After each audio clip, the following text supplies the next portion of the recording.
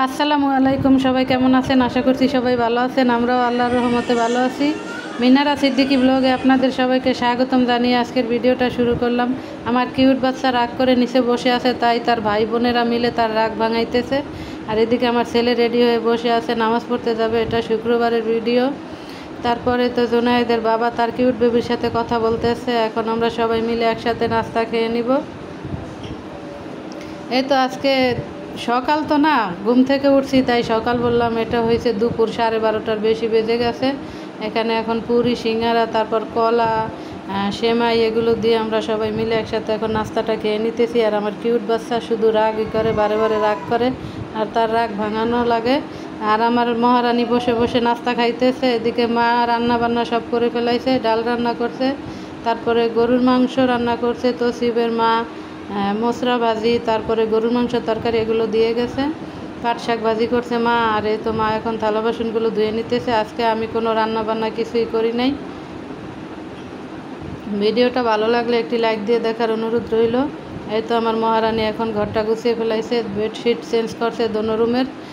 এখন কাপড় চোপড় বাহির থেকে এনে রাখছে, এগুলো এখন আমি বসে বসে ভাঁজ করব। কয়েকদিন পরে একটু খরা দিছে তো, তাই তো কাপড় চোপড়গুলো শুকাইছে, এখন এগুলো বসে বসে ভাঁজ করবো। আর আমার কিউট বাচ্চা, সেও দেখেন তার ভাইয়ের গেঞ্জি ভাঁজ করতেছে।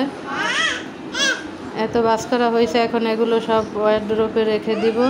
তারপরে এখন আমি সেমাই রান্না করব। একটু দুধ জাল করে আমি কাপড় চোপড় ভাঁজ করতে বসছি, এদিকে আমার দুধ পোড়া লেগে গেছে। তারপরে তো এখন এটা ভালোভাবে হয়েছে, এখন আমি সব কিছু ক্লিন করে নিব। চুলার জাল কমিয়ে নিভিয়ে রাখছি দুধটা ঠান্ডা হওয়ার জন্য। আর এই তো এখন এদিকে সব কিছু ক্লিন করতেছি। 2 দিন যাবত, 3 দিন ধরে তো আমি ক্লিন করতেছি। ঘর বাহির বারান্দা সব কিছু ক্লিন করছি। আমার বোন আমার জন্য তরকারি নিয়ে আসছে। আজকে রান্না করব না বলতে অনেক তরকারি গিফট পেয়ে গেলাম। আর এই তো এখন সব কিছু ক্লিন করে নিতেছি। আসলে রান্নাঘরে ফ্যান আছে, তারপরেও এত তেল কাজটা কীভাবে হয় বলতে পারি না, অনেক তেল কাজটা হয়। এখন এই তো এগুলো আরও সাদা তো, তাই বেশি ময়লা হইলে বোঝা যায়। আর পরিষ্কার তো করতেই হবে। কয়েকদিন যাবত একটানা সব কিছু পরিষ্কার করে নিতেছি।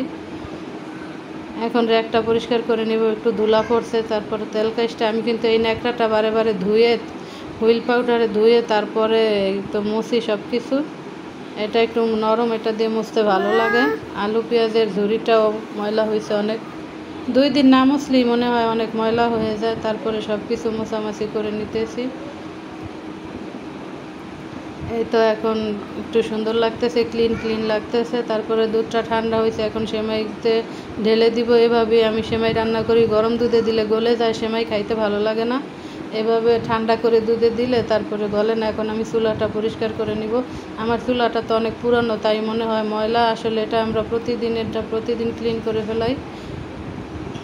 একটু গরম পানি বসাইছি, আজকে সব ফুলগুলো পরিষ্কার করবো। এই তো হুইল পাউডার হালকা গরম পানি দিয়ে, এখন রান্নাঘরের ফুল যেহেতু একটু তেল কাজটা হয়, তাই এগুলো এখন সব পরিষ্কার করে নিতেছি। এটা চুলার উপরে থাকে, এটা বেশি তেল কাজটা হয়।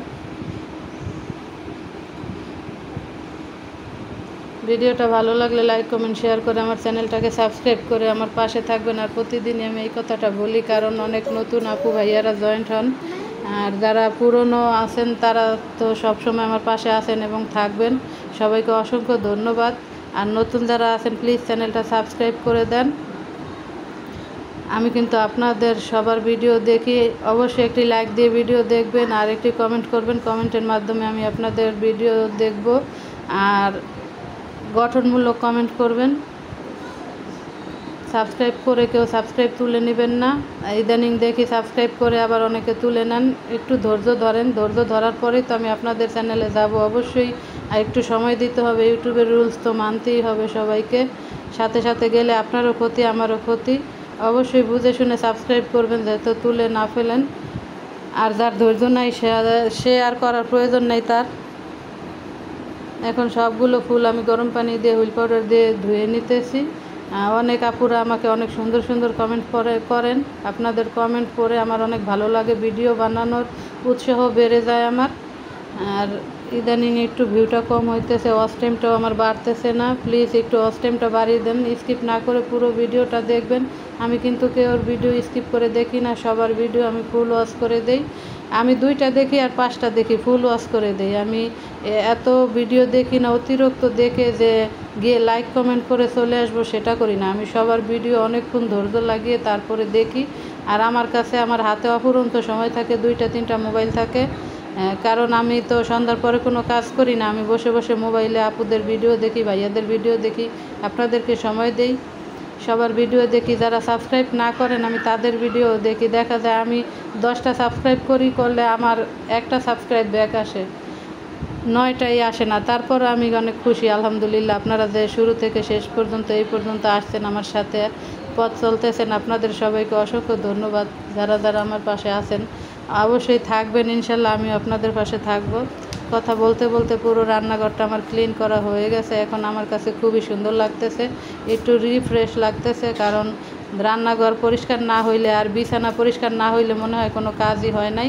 আমার মহারানী বেসিনটা পরিষ্কার করে নিতেছে। এই তো সেমাইটা একটু এরকম বেশি ঘনও না বেশি পাতলাও না, এইভাবে আমার বাচ্চারা খেতে পছন্দ করে।